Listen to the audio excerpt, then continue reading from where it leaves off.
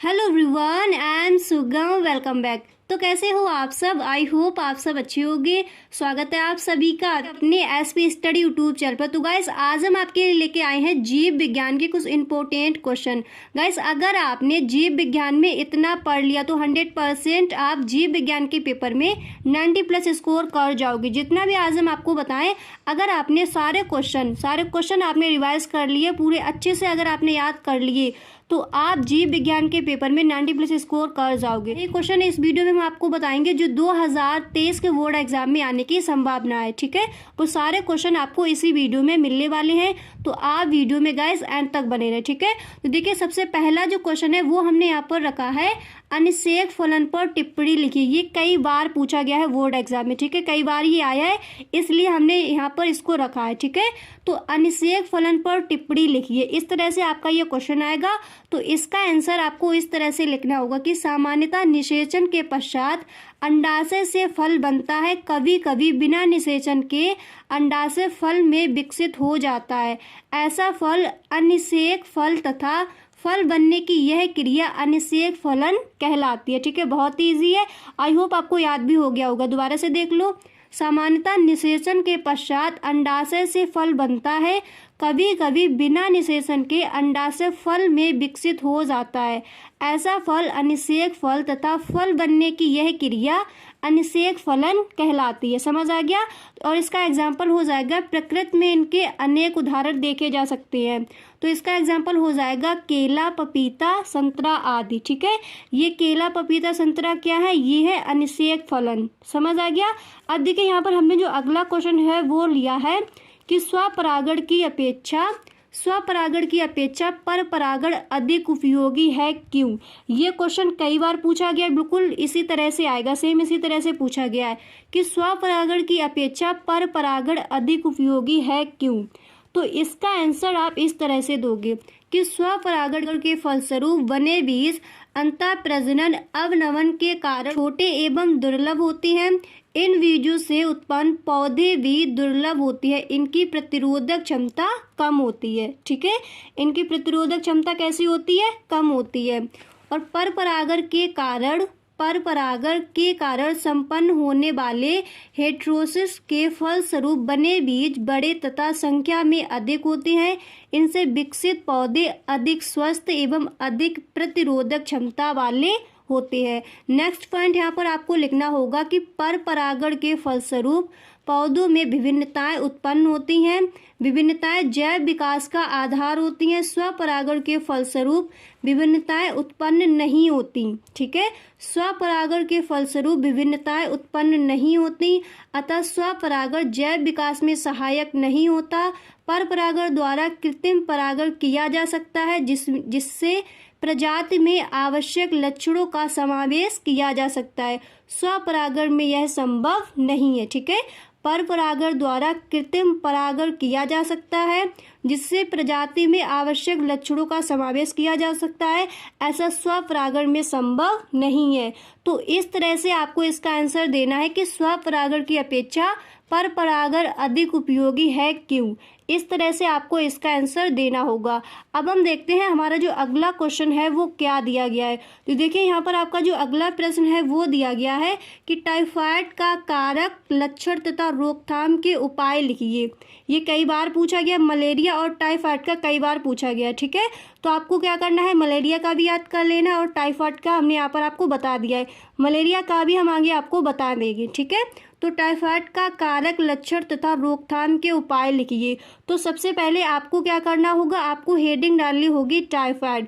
Guys, जितना भी आज हम आपको बता रहे हैं तो सारा अगर आपने अच्छे से रिवाइज कर लिया तो 100% आप 90+ स्कोर कर जाओगे। ठीक है, जितने भी मैं इंपॉर्टेंट ये क्वेश्चन बताऊँ सारे आपको अच्छे से याद कर लेना है बोर्ड एग्जाम के लिए। ठीक है, तो सबसे पहले इसमें आपको क्या करना है, हेडिंग डाल लेनी है टाइफाइड, और इसमें आपको लिखना है यह रोग साल्मोनेला टाइफी नामक जीवाणु द्वारा होता है।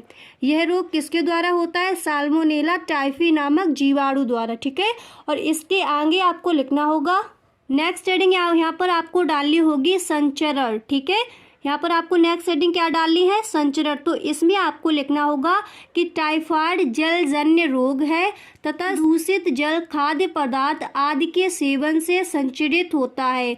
रोगाणु संचरण में मलमुखीय मार्ग अपनाता है। मक्खियाँ भी रोग को फैलाने में सहायक होती हैं।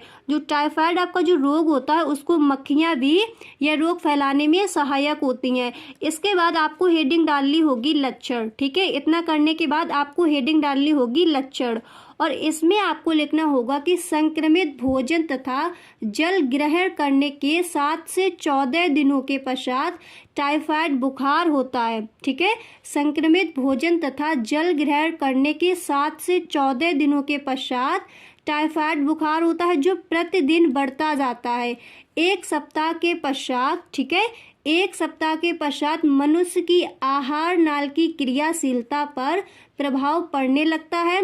अत्यधिक तीव्र दर्द, पेट दर्द, सिर दर्द, तेज बुखार इसके प्रमुख लक्षण हैं। ठीक है, जब आपको टाइफाइड होगा तो तीव्र दर्द होता है, पेट में दर्द होगा, सिर में दर्द होगा, आपको तेज बुखार चढ़ेगा, तो वो टाइफाइड का लक्षण माना जाता है। ठीक है, इसके बाद आपको हेडिंग डालनी होगी रोकथाम, और रोकथाम में आपको लिखना होगा कि टाइफाइड एक जल जनित रोग है। ठीक है, रोकथाम में आपको क्या लिखना होगा कि टाइफाइड एक जल जनित रोग है, अतः व्यक्ति व सामुदायिक स्वच्छता के उपायों द्वारा स्वच्छ जल की उपलब्धता सुनिश्चित कर इसे रोका जा सकता है। ठीक है, इसकी रोकथाम में इस तरह से आपको लिखना है। नेक्स्ट पॉइंट आपको लिखना होगा कि मक्खियाँ भी रोगाणु का स्थानांतरण कर खाद्य पदार्थ को संदूषित करती हैं, अतः उनकी रोकथाम भी आवश्यक है। ठीक है, फिर आपको लिखना होगा कि खाद्य पदार्थों का सुरक्षित रख रखाव इससे बचे रहने का आसान उपाय है। इसका टीका भी उपलब्ध है। ठीक है, एंटीबायोटिक्स द्वारा उपचार किया जा सकता है। जो इसका टीका है उसका नेम क्या है, एंटीबायोटिक्स। एंटीबायोटिक्स द्वारा उपचार किया जा सकता है किसका, टाइफाइड का। तो ये हो जाएंगे इसके रोकथाम में, ये पॉइंट आपको लिख देने हैं। ठीक है, अब हम देखते हैं जो आपका अगला क्वेश्चन है वो क्या दिया गया है। तो देखिए आपका अगला क्वेश्चन यहाँ पर दिया गया है कि कौन सी गैसें बायोगैस का निर्माण करती हैं, अथवा आपसे इस तरह से पूछ लिया जाएगा कि बायोगैस के घटकों के नाम लिखिए। ठीक है, इस तरह से आपसे ये क्वेश्चन आस्क किया जाएगा। तो इसका आंसर आपको इस तरह से देना होगा, मीथेन, कार्बन डाइऑक्साइड तथा हाइड्रोजन सल्फाइड। यानी कौन सी गैसें बायोगैस का निर्माण करती हैं, तो वो कौन सी गैसें हैं, मीथेन, कार्बन डाइऑक्साइड तथा हाइड्रोजन सल्फाइड। ठीक है, या फिर आपसे इस तरह से पूछ लिया जाएगा कि बायोगैस के घटकों के नाम लिखिए, तब भी आपको आंसर में यही लिखना है, मीथेन, कार्बन डाइऑक्साइड तथा हाइड्रोजन सल्फाइड। ठीक है, अगला क्वेश्चन यहाँ पर आपका वो जो दिया गया है वो है कि जरायु अंकुरण क्या है, यह किन पौधों में पाया जाता है। ठीक है, जरायुजी अंकुरण क्या है, यह किन पौधों में पाया जाता है, अथवा आपसे इस तरह से ये पूछ लिया जाएगा कि जरायुजी अंकुरण किस पौधे में पाया जाता है, अथवा आपको इस तरह से ये पूछा जा सकता है। तो इसका आंसर आप लिखोगे कि जब बीज का अंकुरण मात्र पौधों पर ही हो। ठीक है, जब बीज का अंकुरण पौधों पर ही हो जाता है तो इसे जरायुस्ता या जरायुजी अंकुरण कहते हैं, जैसे राइजोफोरा में। ठीक है, जो राइजोफोरा है वो आपका एक पौधा है, तो जैसे राइजोफोरा में, दोबारा से देख लो, जब बीज का अंकुरण मात्र पौधों पर ही हो जाता है तो इसे जरायुक्ता या जरायुजी अंकुरण कहते हैं, जैसे राइजोफोरा में। ठीक है, अब आपका जो अगला क्वेश्चन है वो यहाँ पर दिया गया है कि सहजीविता किसे कहते हैं, उदाहरण सहित टिप्पणी लिखिए। ठीक है, ऐसा कहकर आपसे पूछ लिया जाएगा, नहीं तो आपसे पूछ लिया जाएगा कि सहजीवी किसे कहते हैं, उसका उदाहरण देकर स्पष्ट कीजिए। ठीक है, तो आपको इसका आंसर यही देना है। ठीक है, अगर आपसे सहजीवता पूछता है तब भी आपको यही लिखना है, अगर आपसे सहजीवी पूछता है तब भी आपको इस तरह से ही आंसर देना है। ठीक है, तो इसके आंसर में आपको लिखना होगा कि सहजीवता जीवों के बीच की वह पारस्परिक क्रिया है जिसमें संबंध के दोनों जीवों को एक दूसरे से लाभ होता है। सहजीवता कहलाता है ऐसी प्रजातियां, ठीक है, ऐसी प्रजातियां सहजीवी कहलाती हैं। सहजीविता धनात्मक अंतःक्रिया है। यह दो प्रकार की होती है। कौन कौन सी? पहली हो जाएगी विकल्पी सहजीविता और दूसरी होती है अविकल्पी सहजीविता। ठीक है, और तो हम सबसे पहले हम देखेंगे कि विकल्पी सहजीविता हम किसे कहेंगे। तो देखिए विकल्पी सहजीविता क्या होती है। विकल्पी सहजीविता हम किसे कहेंगे?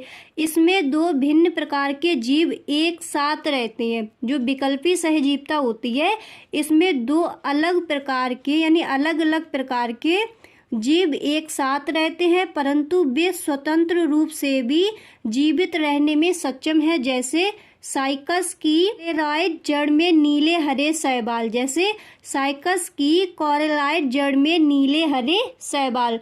तो ये हो जाएगी विकल्पी सहजीविता। ठीक है गाइस, अगर आपको वीडियो अच्छा लग रहा है तो वीडियो को एक लाइक जरूर कर दें, और अगर आप गाइस चैनल पर पहली बार आए हो तो चैनल को सब्सक्राइब करना बिल्कुल भी ना भूलें। ओके, तो गाइस आज के लिए बस इतना ही। मिलते हैं नेक्स्ट वीडियो में। जो भी आपके आगे के बचे हुए जो आपके क्वेश्चन रह गए हैं वो आपको नेक्स्ट वीडियो में मिल जाएंगे।